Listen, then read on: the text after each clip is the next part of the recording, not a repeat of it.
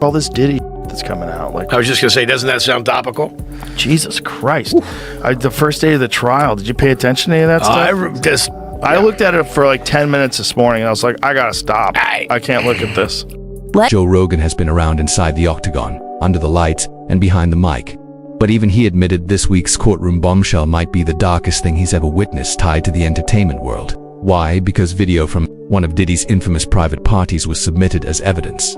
And once it played, there was no going back.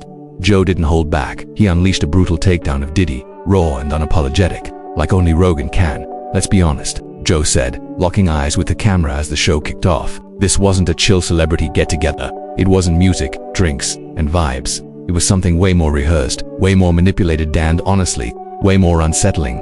The leaked footage shown in court during Diddy's intensifying legal battle offered a rare, unfiltered peek into the highly secretive world surrounding his lavish lifestyle. For years, whispers swirled about those exclusive gatherings, no phones, mysterious guest lists, and tight security. But whispers only go so far. This time, the court had tape, and the moment it played, Joe was floored. At first glance, you might think it's just another party, he said, but look again. No one's smiling. No one's at ease. Everyone's watching their back. That's not fun, that's control. Court records confirmed the footage came from internal surveillance allegedly installed for privacy, but now exposing the very man who installed them. Nothing criminal on the surface, but the body language, the tension, it painted a chilling picture of dominance and fear. Joe zeroed in on one moment where younger guests were being led through the home like a tour group. No one moved freely. People were positioned, told when to smile, when to cheer. We're going to be warning people. Why did she never warn anyone about Diddy? Exactly. Yeah. The whole thing is so strange to watch play out. It seems like the Diddy thing was like an Epstein type compromise deal where he had, whether he was doing it himself, conceivably, people want to think that he's attached to some intelligence agency or something like that. I think he's a gangster who made $1 billion and knew how to control people by compromising them. That's what I think. I mean, everybody hung with Diddy. That's the other tricky thing. Like, Diddy hung out with everybody. And I've spoken to a bunch of people who are like, yo, great dude, like always there for you, never asked for a single thing. Till 1 a.m.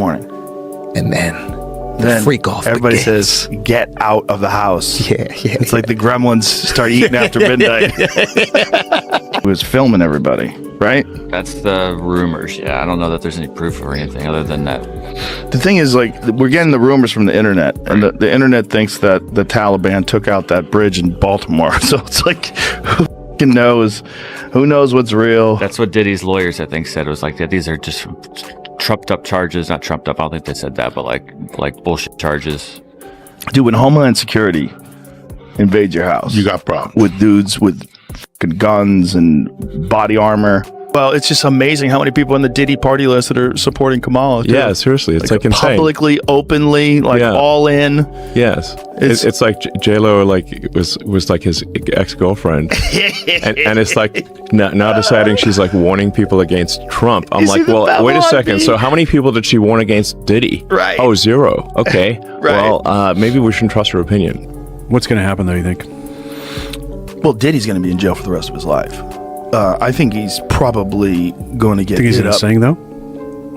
I don't know. I don't even think it matters. I mean, it's a lot of it is. But then it's just another Epstein. It's another Ghislaine Maxwell, where somebody gets indicted and nobody else indicted for trafficking kids to right no to, one. to no one. Rogan. Joe examined the guests' movements. You could see it in their posture-tight shoulders, darting eyes, everyone waiting for a cue.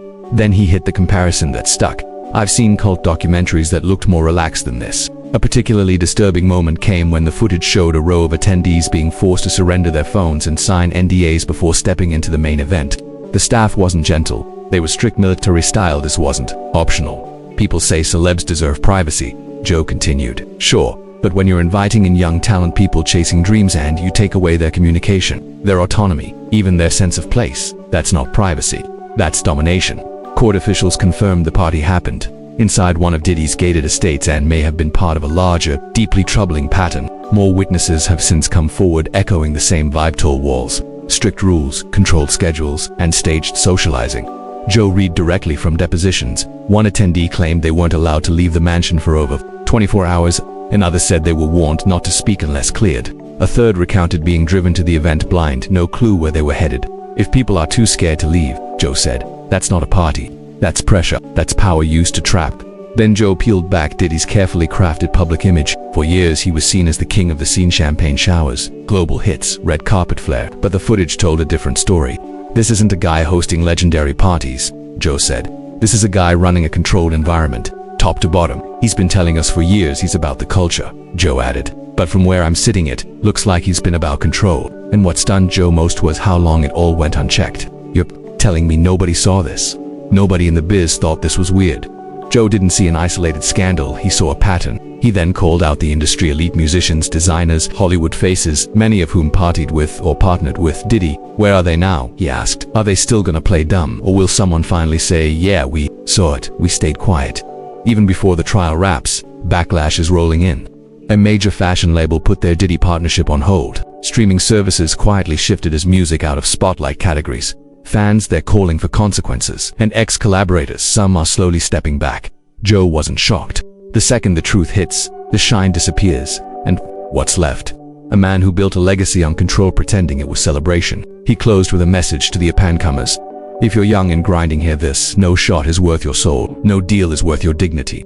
Just cause someone's famous doesn't mean they own you. Joe also announced the episode's ad revenue would go to nonprofits helping young creatives, offering legal help, mental health care, and safe ways to report abuse. And as the show ended, he left the audience with a parting shot. We keep acting like these moguls are untouchable, but sometimes all it takes is one camera, one court date, one person brave enough to say, enough. This isn't cancel culture, this is clarity. Once you've seen the truth, there's no unseeing it. And in a business built on smoke and mirrors, Joe Rogan just threw open the curtains.